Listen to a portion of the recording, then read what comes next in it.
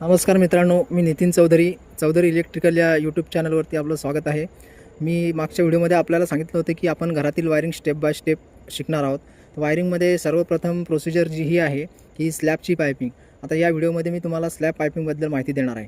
हे आमचे सहकारी मित्र आहेत मिलिंद चौरे साहेब. आम्ही दोघांनी मिळून ही पायपिंग केलेली आहे.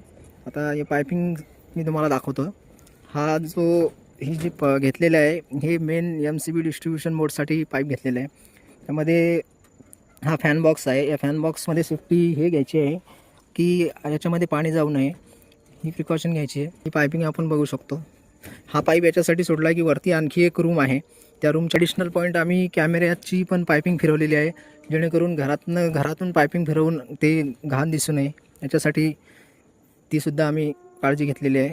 याच्यातच ती पायपिंग केली. ही स्लॅब 1 BHK फ्लॅटची पायपिंग मी तुम्हाला दाखवलेली आहे.